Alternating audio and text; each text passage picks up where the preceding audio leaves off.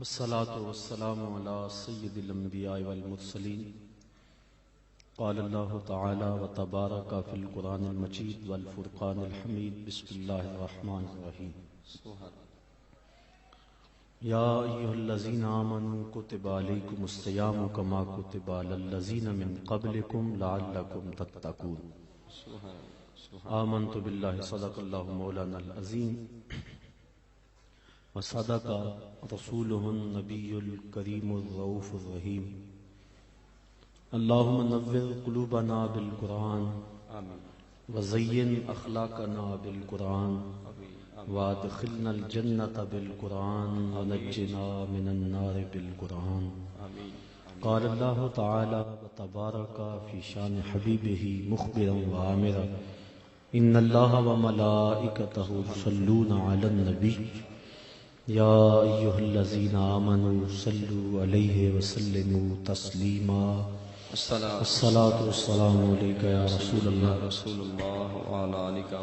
وعلى آلك وأصحابك يا حبیب اللہ. تمام حمد و ثنا، تعریف و توصیف اللہ جل مجدہ الکریم کی ذات پاک کے لیے، جو خالق کائنات بھی ہے اور مالک شش جہات بھی. اللہ جل وعلا کی حمد و ثنا کے بعد حضور نبی اکرم شفیع امم رسول محتشم اللہ کے پیارے امت کے سہارے رب کے محبوب دانائے غیوب مالک رقاب امم فخر عرب و عجم والی کون و مکان سیاہ لا مکان سید انس و جاں سرور لالا رخاں نیر تاباں سرنشین مہوشاں ماہ خوباں شہنشاہ حسینہ تتمہ دوراں سرخیل زہرہ جمالا جلوہ صبح ازل نور ذات لم یزل باعث تکوین عالم فخر آدم و بنی آدم نیر بطحا رازدار ما اوہا شاہد ما تغا صاحب علم نشرہ معصوم آمنہ احمد مجتبی حضرت محمد مصطفیٰ صلی اللہ علیہ وسلم کے حضور ناز میں اپنی محبتوں، عقیدتوں اور ارادتوں کا خراج پیش کرنے کے بعد عزت و وقار کی مسند پہ براجماں صاحب صدر گرامی قدر زیب سجادہ آستانہ عالیہ پیر سید قائم علی شاہ صاحب ولی رحمت اللہ تعالی علیہ، جناب صاحبزادہ محمد ریاض القادری صاحب زیدہ مجدہ علمہ عملہ عمرہ و شرفہ، علماء کرام، معزز محترم زائرین حاضرین، السلام علیکم ورحمت اللہ وبرکاتہ. اس بابرکت اجتماع میں آپ کی طرح مجھے بھی حاضری کا شرف نصیب ہو رہا ہے.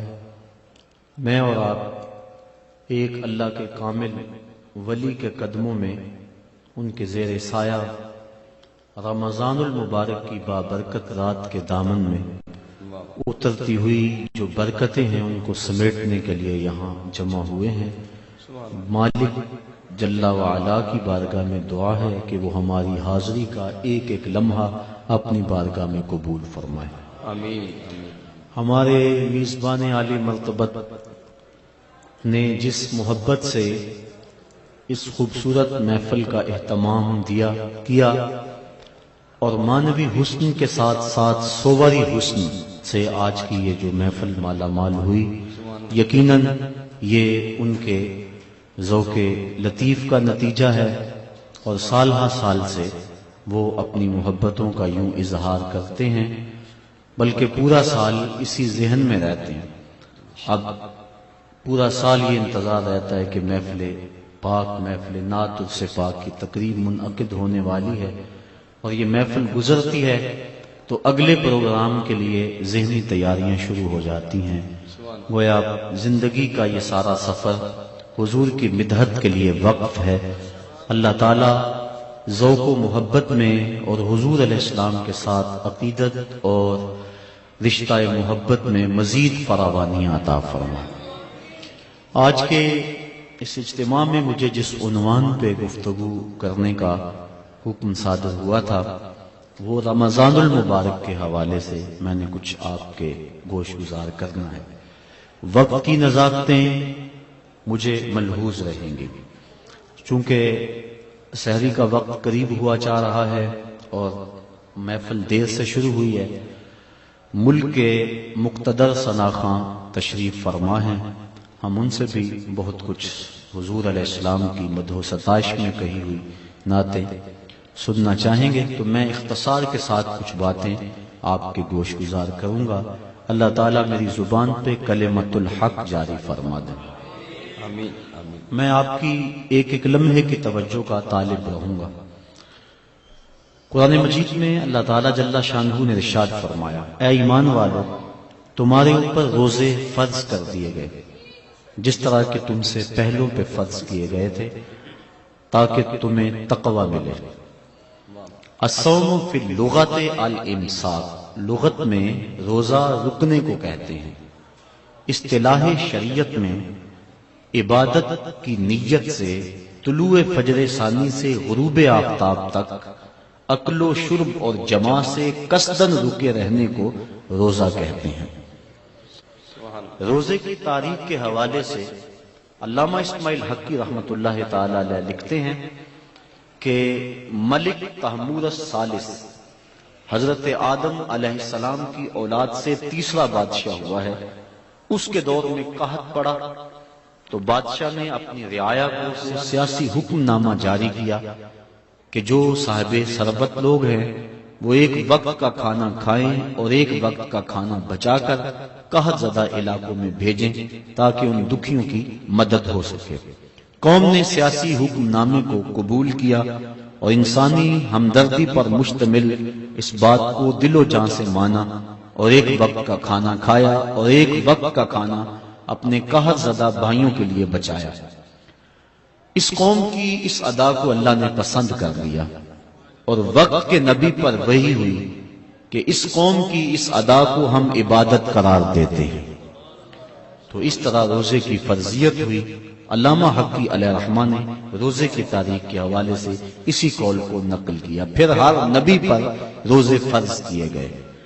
قرآن مجید کی یہاں نص موجود ہے، کما کتب علی الذین من قبلکم، یہ تمہارے اوپر بھی ہی فرض نہیں کیے گئے بلکہ تم سے قبل جو امتیں گزری ہیں ان پر بھی روزے فرض کیے گئے۔ حضور رمضان المبارک کے روزوں کی فرضیت سے قبل عاشورے کا روزہ رکھتے تھے، لیکن ہجرت سے 1.5 سال بعد 2 ہجری کو حضور علیہ السلام پر رمضان کے روزے فرض کیے گئے۔ اس طرح حضور کی زندگی میں کل 9 رمضان آئے فرضیت روزہ کے بعد، ان میں سے 7 رمضان 29 کے تھے اور 2 رمضان 30 کے تھے، اور یہ بات ذہن نشین رہے کہ زیادہ تر رمضان 29 کا ہوتا ہے، اور یہ بھی ساتھ ساتھ ذہن نشین رہے کہ روزے 29 ہوں یا 30 اللہ پورے 30 کا ثواب عطا فرماتا ہے۔ یہ امت محمدیہ پر اللہ تعالیٰ کا احسان ہے، کرم نوازی ہے۔ روزہ فرض کیوں کیا گیا؟ کیا وجہ تھی کہ مسلسل 1 مہینہ بھوکا اور پیاسا رہنے کا حکم صادر ہوا؟ مالک نے کس طرح چاہ لیا کہ میرا بندہ بھوکا بھی رہے اور پیاسا بھی رہے؟ جو 70 ماؤں سے زیادہ پیار کرتا ہے اور ایک ماں گوارا نہیں کرتی کہ میرا بیٹا بھوکا رہے، وہ سارے کام چھوڑ کے پہلی فرصت میں دودھ دیتی ہے۔ بیٹے کے لیے ماں جن جن مراحل سے گزرتی ہے وہ کسی سے مخفی نہیں۔ بیٹے کی تعلیم کے لیے زیور بیچنا پڑے تو ماں اس سے بھی گریز نہیں کرتی۔ وہ کیا کسی شاعر نے کہا تھا کہ شہر میں آ کر پڑھنے والوں بھول گئے ہو کس کی ماں نے کتنا زیور بیچا ہے۔ بیٹے کے لیے اس کا پیٹ پالنے کے لیے کسی کے گھر کے برتن مانجنے پڑے تو ماں اس سے بھی گریز نہیں کرتی۔ اللہ نے اس کے سینے میں وہ تڑپتی ہوئی ممتا رکھی، وہ محبتوں کے امڑتے ہوئے جذبات رکھے۔ میں کہا کرتا ہوں آج کوئی شے ڈھونڈنے نکلو تو شاید ہی کوئی چیز خالص ملے، لیکن ماں کا پیار آج بھی خالص ہے، ماں کا پیار آج بھی کھرا اور سچا ہے۔ اس کے سینے میں مالک نے محبت ہی اتنی رکھ دی ہے کہ جس کو دنیا کے کسی ترازو پہ تولا نہیں جا سکتا۔ وہ ایک شاعر ہوا تابش، اس نے ماں کی محبت کو چند لفظوں میں بیان کیا. وہ کہتا ہے مدت ہوئی میری ماں نہیں سوئی تابش، مدت ہوئی میری ماں نہیں سوئی تابش، میں نے ایک بار کہا تھا مجھے رات کو ڈر لگتا ہے. کہا بچپن میں میرے منہ سے نکلا تھا امی مجھے رات کو ڈر لگتا ہے، میں اب بوڑھا بھی ہو گیا ہوں، میری ماں اسی خیال میں رہتی ہے کہ میرے بیٹے کو کہیں ڈر نہ لگ رہا ہو. یہ ماں کی محبت ہے، یہ ماں کا پیار ہے. ماں کا نعم البدل کیا، ماں کا تو بدل بھی موجود نہیں ہے. علامہ اقبال کی جب والدہ انتقال کر گئی تھی تو ان دنوں کے اندر وہ دیار غیر میں تھے، تو انہوں نے ایک طویل مرثیہ لکھا جو آج بھی کلیات اقبال کی زینت ہے. اس کا عنوان ہے والدہ مرحومہ کی یاد میں. اس میں کہتے ہیں آہ وطن میں ہوگا اب کس کو میرا انتظار، کون میرا خط نہ آنے سے رہے گا بے قرار، آرزو لے کر تیری خاک مرکت پہ آؤں گا، اب دعائے نیم شب میں کس کو میں یاد آؤں گا. کون پچھلے پہر اٹھ کے دعا کرے گا. استاد سے بھی تو کہنا پڑتا ہے نا حضور دعاؤں میں یاد رکھنا. شیخ سے بھی عرض کرنا پڑتا ہے اپنی دودھ راتوں میں مجھے نہیں بھولنا. حاجی کو معتمر کو عرض کرنا پڑتا ہے سین حرم میں مسجد نبوی کی بہاروں میں مجھے یاد رکھنا ہے. کبھی ماں کو بھی کہنا پڑا امی دعا کرنا. ماں کے ہاتھ اٹھے رہتے ہیں، اور یہ بات ذہن نشین کر لیں جب ماں کے ہاتھ اٹھ جائیں تو اجابت کے سارے دروازے کھل جاتے ہیں. اور یہ نہیں ہے کہ ماں رابعہ بصریہ ہو تو پھر ہی دعا قبول ہوتی ہے. اپلے تھاپ کی ہوئی ماں گوبر سے بھرے ہوئے ہاتھ بھی اٹھا دے، اللہ کے عرش کو جنبش دینے کے لیے وہ ہاتھ بھی کافی ہوتے ہیں. ماں جب بولتی ہے تو اس کے لہجے میں جبریل بولتا ہے، اور جب ماں مسکراتی ہے لگتا ہے جنت کی ساری کلیاں چٹکنے لگی ہیں. ماں کے لہجے میں اتنی مٹھاس ہے ساری دنیا کا شہد نچوڑ دیا جائے اتنی مٹھاس پیدا نہیں ہوتی جتنی ماں کے لہجے میں مٹھاس مالک نے رکھ دی. وہ خورشید گیلانی نے لکھا تھا ماں کے عنوان سے، وہ کہتا ہے 5 اسٹار ہوٹلوں میں کھانا کھانے میں وہ لطف نہیں ملتا جو چولہے پر بیٹھ کر ماں کے ہاتھ کی پکی ہوئی چپاتیاں کھانے میں مزہ آتا ہے. عالی جناب حضرت صاحب بڑے بڑے اعلیٰ القاب سننے سے وہ حاضر وہ لطف نہیں ملتا جو ماں کی زبان سے اوے ببلو نکلنے سے لطف آتا ہے. ماں کا سینہ محبتوں کا خزینہ ہے، اور ماں کے سینے کے اندر مالک نے اتنا پیار رکھ دیا ہے کہ جس کا دنیا پر نعم البدل کیا بدل بھی نہیں ہے. غور کیجئے ماں کے سینے میں اتنا پیار کیوں ہے؟ اس لیے کہ اس نے بیٹے کو جنم دیا ہے. میں آپ کی توجہ چاہوں گا، ماں نے بیٹے کو جنم دیا ہے، اتنا پیار ہے کہ دنیا کے کسی ترازو پہ نہیں تولا جا سکتا. جس نے جنم دیا ہے اس کو اتنا پیار ہے، اور جس نے خلق کیا ہے اس کو کتنا پیار ہوگا. جس نے جنم دیا ہے اس کو اتنی محبت ہے، جس نے تخلیق کیا ہے اس کو کتنا پیار ہوگا. اس لیے کہا نا یا ایھا الانسان ما غرک بربک الکریم الذی خلقک فسواک فعدلک فی ای صورت ما شاء رکبک. انسان اس رب کو بھول گیا ہے. یا ایھا الانسان ما غرک بربک الکریم، تجھے کس نے مغرور کر دیا ہے؟ دولت نے؟ وہ تو 4 دن کی کہانی ہے. حسن نے؟ وہ تو ڈھلتا سایہ ہے. جوانی میں؟ وہ تو جانے والی چیز ہے. وہ چیز تو بتا، اس کا نام تو زبان پہ لا جس نے تجھے کریم رب سے غافل کر دیا. الذی خلقک، جس نے تجھے پیدا کیا. کتنا بڑا احسان ہے. اور پھر تجھے اعضاء کو توازن دیا، تجھے چلنے کا سلیقہ دیا. تیری زبان میں گوشت کا لوتھڑا تھا، بولنے کا طریقہ نہیں تھا. اس نے تیری زبان کو بولنے کا سلیقہ سکھایا. آج تیرا طوطی بولتا ہے. لفظ تیری زبان اور تیرے انداز سے ادا ہوتے ہیں. تیرے ہاتھوں میں طاقت ہے. آج تو ہاتھیوں کو نچا لیتا ہے، شیروں کو بٹھا لیتا ہے، ستاروں پہ کمندیں تو ڈالتا ہے، مریخ پہ سفر کی تیاریاں تو کر رہا ہے، چاند کی دھرتی پہ زمین پہ تو نے قدم رکھ دیا ہے. انسان ذرا غور تو کر، تو تھا کیا؟ ذرا ماضی کی طرف پلٹ کر کے دیکھ. چل ماضی کو نہیں دیکھنا تو مستقبل کو ہی دیکھ لے. ایک وقت پھر آئے گا، پھر لاٹھی تیرے ہاتھ میں ہوگی، پھر لاٹھی بھی جواب دے جائے گی، پھر چارپائی پہ لگ جائے گا، جسم کی پوری قوت صرف کر کے ایک گلاس پانی کا مانگے گا.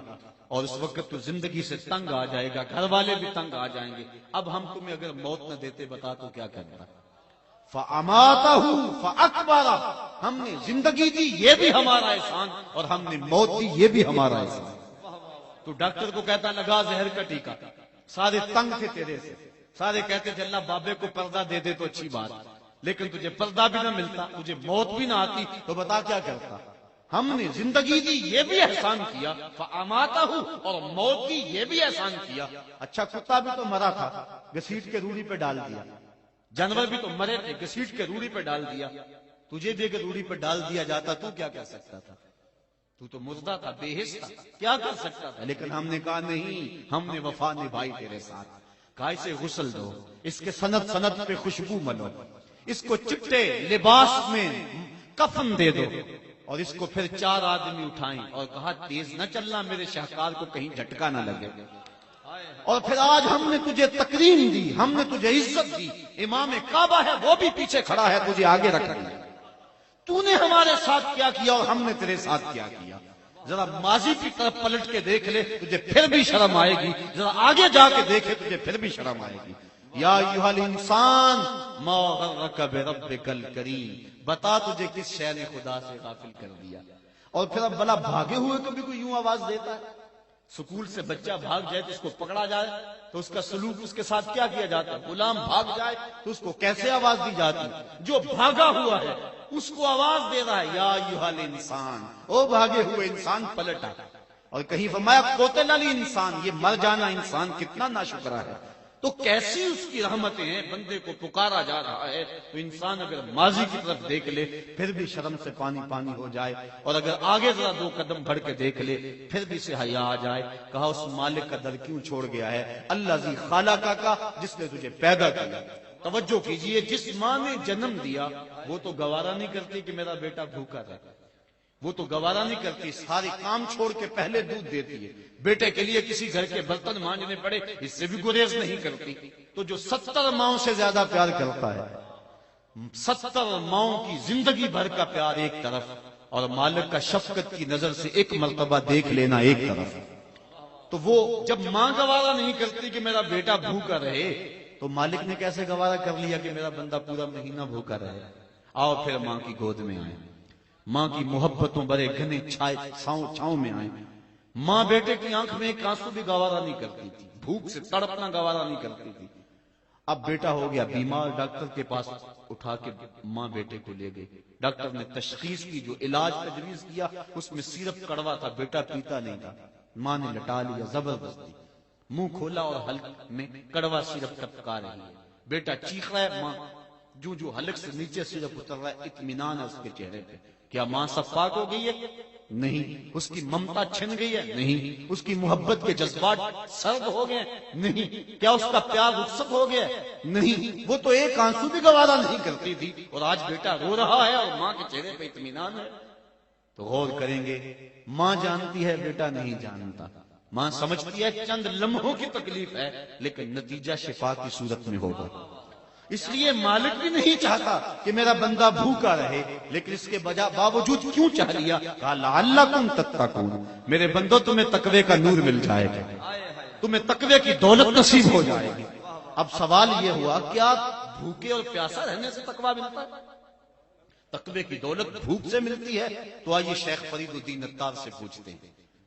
اور اس سے قبل ایک اور بات طے کر لیں، ہمارے 2 دشمن ہیں جو ہمیں جادہ مستقیم سے بھٹکانے کے لیے دن رات کوشاں ہیں اور محنت کر رہے ہیں، ایک نفس اور دوسرا شیطان۔ اب نفس بڑا دشمن ہے یا شیطان بڑا دشمن ہے؟ تو شیطان تو انسانوں کو گمراہ کرتا ہے، جب شیطان خود گمراہ ہوا اس کو کس نے گمراہ کیا؟ اس وقت تو کوئی دوسرا شیطان نہیں تھا، وہ نفس تھا جو شیطان کو بھی لے ڈوبا۔ آنا خیر منہ، جس نے اندر سے سر اٹھایا، اور شیطان کو شیطان بنانے والا نفس ہے۔ ہمارے 2 دشمن ہیں، ایک نفس اور دوسرا شیطان، اکیلی اور ناتواں جان 2 دشمنوں کے نرغے میں۔ لیکن اذا جاء رمضان سلسلۃ الشیاطین، جب ماہ سیام آیا شیاطین جکڑ دیے گئے۔ 2 دشمن تھے، ایک دشمن باندھ دیا گیا۔ یہ جو مسجدوں کو پھاٹک کھل گئے اور قرآن کی تلاوت ہونے لگی، یہ شیطان کے بند جانے کی وجہ سے ہوا، اور پھر بھی گناہ ہو رہے ہیں، یہ نفس کے موجود رہنے کی وجہ سے ہے۔ 2 دشمن تھے، ایک بند گیا، دوسرا دشمن موجود ہے۔ اب یہ نفس، اس کو کس طرح رام کیا جائے گا؟ چونکہ اگر نفس قابو میں آ گیا تو شیطان کچھ نہیں کرے گا۔ شیطان باہر کا چور ہے، نفس اندر کا چور ہے۔ ہمارے دیہاتوں میں جب کبھی چوری ہو جاتی ہے تو لوگ اندازہ کرتے ہیں کہ چور کہاں سے آیا، بوڑھے آدمی بیٹھ جاتے ہیں دانشور لوگ، لیکن ایک نقطے پہ سارے متفق ہوتے ہیں کہ کوئی اندر کا بندہ بھیتی موجود ہے۔ اتنی دیر تک چوری نہیں ہو سکتی جب تک کوئی اندر کا بندہ موجود نہ ہو. یہ شیطان اتنی دیر تک حملہ نہیں کر سکتا جب نفس ساتھ شامل نہیں ہوتا. اب شیطان کے چھٹنے سے قبل ہم نفس کو قابو میں کر لیں تو شیطان چھٹ بھی گیا تو کچھ نہیں کر سکے گا. اب نفس کا علاج کیسے ہوگا؟ تو آئیے شیخ فرید الدین عطار کو پوچھتے ہیں. پہلے یہ میں بتانا چاہوں گا کہ شیخ فرید الدین عطار ہیں کون. علامہ اقبال کے روحانی مرشد ملا رومی رحمت اللہ تعالی علیہ کا ایک شعر ان کے تعارف کے لیے پیش کرتا ہوں. شیخ فرید الدین عطار کے بارے میں علامہ رومی لکھتے ہیں: ہفت شہر عشق را عطار گشت، ما ہنوز اندر خم یک چام.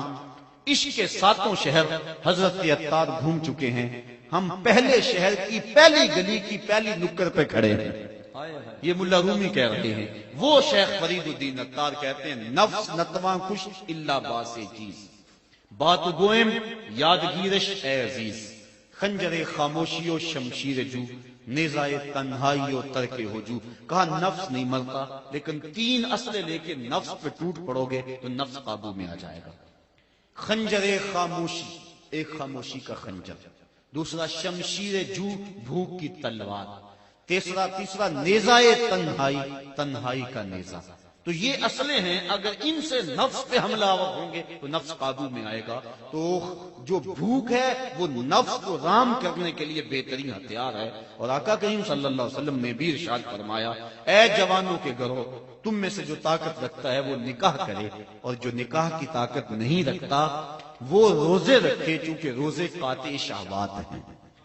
تو بھوک سے، پیاس سے نفس قابو میں آتا ہے. اور دیکھا آپ نے رمضان میں ایک دشمن بن گیا، بھوک سے دوسرا دشمن تھوڑا سا دبا اور تصور کیا بیدار ہوا. کڑکتی دوپہر، سخت گرمی، پیاس کی شدت، ٹھنڈا پانی موجود ہے اور کوئی دیکھ بھی نہیں رہا، اور بندہ پھر بھی نہیں پیتا کیونکہ میرا اللہ دیکھ رہا ہے.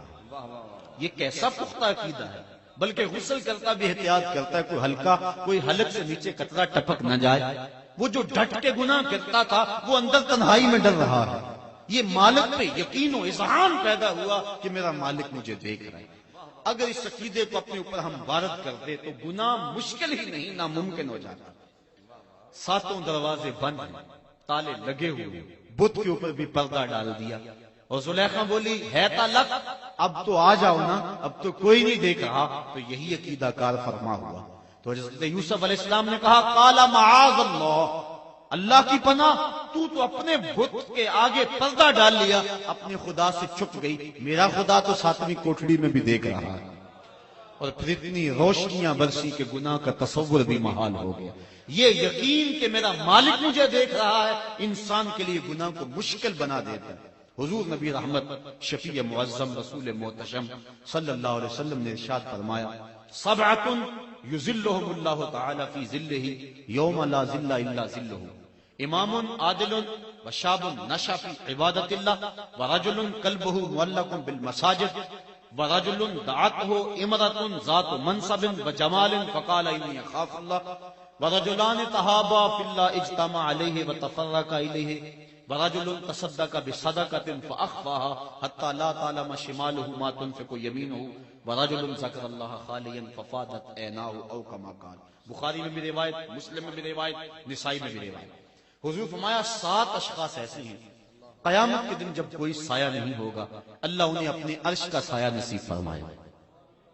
اور قیامت کے دن جب دھوپ کڑک رہی ہوگی اور سورج 1.25 میل پہ ہوگا، زمین تانبے کی ہوگی، اب رخ الٹا پھر سیدھا ہو جائے گا، اور لوگ اپنے اپنے گناہوں کے سبب سے پسینے میں شرابور ہوں گے. کوئی ٹخنوں تک، گھٹنوں تک، کوئی کمر تک، کسی کو پسینے کی لگام دی جائے گی. اور یہ بات بھی ذہن نشین رہے، وہ پسینہ اس پسینے کی طرح کا نہیں ہوگا، بلکہ علماء لکھتے ہیں، امام ابن رجب حنبلی لکھا کہ اگر اس کا ایک قطرہ اب زمین پہ ڈال دیا جائے، اس کی بدبو سے انسان تو انسان رہے، جانوروں کے دماغ پھٹ جائیں.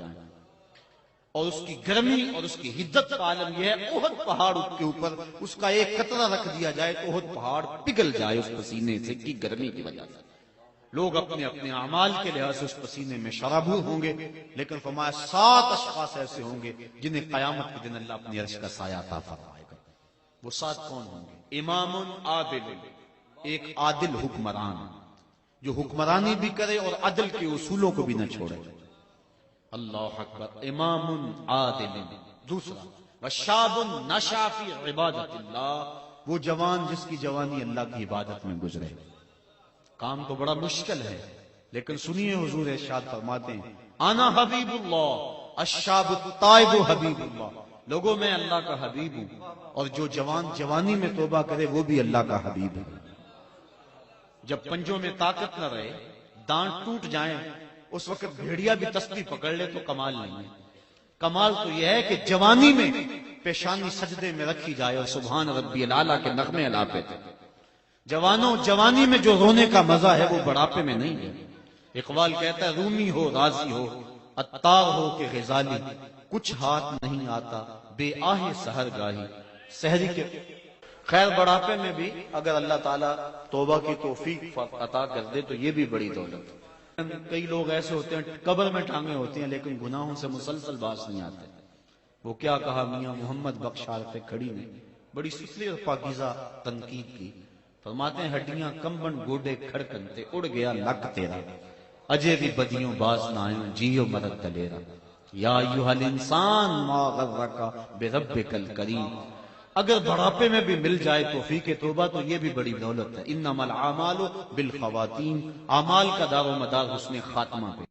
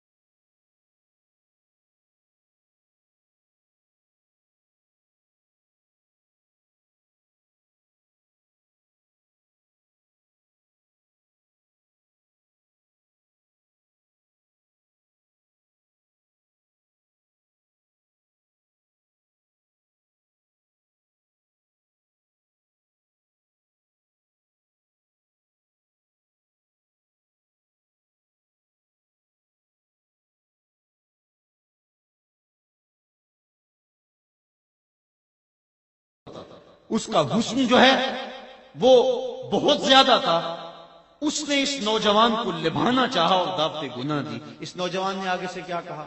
فقال انی اخاف اللہ، کہا تیری بات کیسے مانوں، مجھے اللہ سے ڈر لگتا ہے، میرا مالک مجھے دیکھ رہا ہے۔ یہ کہہ کے بچھتے ہوئے حسن کی پیشکش کو ٹھکرا دیا۔ حضور فرماتے ہیں جب قیامت کے دن کوئی سایہ نہیں ہوگا، قیامت کے دن اس شخص کو اللہ اپنی عرش کا سایہ نصیب فرمائے گا۔ یہ بات چھوٹی نہیں ہے۔ حضرت امام یافعی رحمت اللہ تعالی علیہ نے روض الریاحین کے اندر واقعہ بیان کیا ہے۔ ایک نوجوان کپڑے کی دکان پہ کام کرتا تھا اور تھا بڑا خوبصورت، تقوی کے نور سے بھی مالا مال تھا، اللہ کا ولی تھا۔ ایک عورت آئی، اس کا منمونا چہرہ دیکھا، فریفتہ ہو گئی، ضرورت سے زیادہ اس نے کپڑا خرید لیا، گٹھڑی بھاری ہو گئی، مال کے دکان سے کہا اس نوجوان کو کہو کہ میرے ساتھ یہ گھر میرا سامان چھوڑ آئے۔ دکاندار لالچ میں آ گیا، نوجوان کو ساتھ بھیج دیا۔ جب گھر داخل ہوئی، نوجوان اندر گیا، اس نے پیچھے سے دروازہ مقفل کر دیا، حیا سوز لباس بھی اتارا اور اس کو دعوت گناہ دینے لگی۔ وہ کہتا تھا انی اخاف اللہ، میں تیری بات کیسے مانوں، میرا مالک مجھے دیکھ رہا ہے، میں ڈرتا ہوں، میں کیا جواب دوں گا اپنے مالک کو۔ اس کا رواں کانپ رہا تھا، اس نے ہر ہیلا کیا، ہر جتن کیا، لیکن وہ پگلی نہیں جانتی تھی کہ نور کو رسیوں میں جکڑا نہیں جا سکتا۔ وہ صرف حسین ہی نہیں تھا، اللہ کا ولی بھی تھا۔ اس نے کوشش کی، محنت کی، لیکن وہ ہر جال سے بچ نکلا۔ اس کے دل میں خیال آیا شیطان کا یہ روپ بڑا سخت روپ ہے۔ حضرت سعید ابن المسیب رضی اللہ تعالیٰ عنہ تابعی، وقت آخر آیا ان کا، آنکھوں سے نابینے تھے، 80 سال کے قریب عمر ہے، اور ایک شخص حال پوچھنے آیا، دوست، کہا سعید ابن المسیب سناؤ کیا حال ہے؟ کہا اللہ کا شکر ہے، شیطان جس روپ میں مرضی آئے میرا کچھ نہیں بگاڑ سکتا، لیکن اگر اس عورت کے روپ میں آئے تو میں کچھ کہہ نہیں سکتا۔ یہ اس شخص کی بات ہے جو آنکھوں سے نابین ہے، 80 سال کی عمر ہے، تابعی رسول ہے، اور 3 دن تک گنبد خضرا کے پاس بیٹھ کے حضور علیہ السلام کے گنبد سے نماز کی آوازیں سنتا رہا ہے۔ میں اور آپ کون ہوں، میری اور آپ کی حیثیت کیا ہے؟ اس کے دل میں خیال آیا کہ کہیں میں اس جال میں پھنس نہ جاؤں۔ ذہن میں ترکیب آئی، اس عورت کو کہا اگر تو اجازت دے میں ذرا بات تم سے نہ ہوا۔ اس نے کہا چلے جاؤ۔ باہر بے تابانہ وہ انتظار کرنے لگی۔ اس نے ہاتھوں پہ پخانہ کر کے پورے بدن پہ مل لیا۔ جب باہر نکلا تو بدبو اٹھ رہی تھی۔ عورت نے دروازے کھول دیے، تو پاگل ہے، مجنون ہے، میں تیرے اوپر مر مٹی دوں تو تیرا تو تباسنے عقلی ٹھیک نہیں ہے۔ اس نے کہا مالک تیرا شکر، میرا بدن گندا ہو گیا لیکن من تو پاک رہا۔ کائنات کا سب سے حسین چہرہ وہ ہے جو جنسی کالک سے محفوظ رہے۔ اس نے کہا کہ یہ تو گندگی دھل جائے گی لیکن اگر باطن کی گندگی لگ جاتی تو پھر کیا بنتا۔ باہر جا کے ایک چشمہ تھا، امام یافعی لکھتے ہیں وہاں جا کے اس نوجوان نے غسل کیا اور پھر جب تک زندہ رہا اس کے جسم سے مشک و عنبر کی خوشبو آیا کرتی تھی، اور جب وہ مر گیا لوگوں نے دفن کیا اس کی قبر کی مٹی سے بھی خوشبو آیا۔ اللہ اللہ یا رسول اللہ۔ تو روزہ یہ تصور دیتا ہے کہ میرا مالک مجھے دیکھ رہا ہے۔ کاش کہ ہم اس کو اپنے اوپر عبادت کر لیں۔ پانی نہیں پیتے اللہ دیکھ رہا ہے، کھانا نہیں کھاتے اللہ دیکھ رہا ہے۔ جب رشوت لیتے اللہ اس وقت نہیں دیکھ رہا ہوتا؟ جب آنکھ بھٹکتی اللہ اس وقت نہیں دیکھ رہا ہوتا؟ جب خیال بہکتا ہے اللہ اس وقت نہیں دیکھ رہا ہوتا؟ اس کی تو نگاہ کا عالم یہ ہے، ارا زبیبا نملۃ السودا، کالی رات کے اندھیرے میں سیاہ پہاڑی سلسلہ ہے، ان پہاڑوں کی جڑوں کے اندر ایک گہرا غار ہے، اس غار میں چونٹی کا سوراخ ہے، اس میں کالے رنگ کی چونٹی چلتی ہے۔ تمہارے رب کا یہ دعویٰ نہیں کہ میں صرف چونٹی کو دیکھتا ہوں، نہیں، کالی رات کے اندھیرے میں شب دیجور کی ظلمتوں میں سیاہ پہاڑی سلسلے کی جڑوں میں جو گہرا غار ہے اس میں چونٹی کی سوراخ ہے، اور اس سوراخ کے اندر کالی چونٹی جب چلتی ہے اس کے پاؤں سے سینہ سنگ کے اوپر پتھر کے اوپر جو ننھی لکیر بنتی ہے جس کو کسی خوردبین سے بھی نہیں دیکھا جا سکتا، تمہارا رب اس لکیر کو اس طرح دیکھتا جس طرح دیوار چین کو دیکھتا ہے۔ تو کیا وہ ذہن میں پیدا ہونے والے خیالوں سے غافل ہے؟ وہ ہر شے کو دیکھتا ہے، اس کی نظروں سے کوئی شے پوشیدہ نہیں۔ چشم تو بھی نندائے ما فی الصدور، اقبال کہتا ہے تیری نگاہ تو سینوں کے راز بھی جانتی ہے۔ تو ہم اس خدا سے چھپ سکتے ہیں؟ وہ ہر شے کو دیکھ رہا ہے۔ تو یہ تصور کہ میرا مالک مجھے دیکھ رہا ہے انسان کے لیے گناہ کو مشکل ہی نہیں ناممکن بنا دیتا ہے۔ تو وہ مالک جو کھانا کھانے لگے پانی پینے لگے تو دیکھتا ہے، چوری کریں تو پھر بھی دیکھتا ہے، نظر بھٹکے تو پھر بھی دیکھتا ہے، اور جو رمضان میں دیکھتا ہے وہ غیر رمضان میں بھی دیکھتا ہے۔ آؤ اس تصور کو پختہ کر لیں اور اپنے اوپر طاری کر لیں، اور یہی اولیاء کا پیغام ہے۔ اللہ مجھے آپ کو توفیق عمل نصیب فرمائے، حضور کی محبتوں کا اسیر بنائے، اور روزہ رمضان کی جو اس کا فلسفہ ہے اس کو سمجھنے کی توفیق انیق عطا کر دے۔ کار ما آخر شدو آخر زما کار نشد، مشت خاک ما غبارے کوچائے یار نشد، و آخر دعوانا ان الحمدللہ رب العالمین۔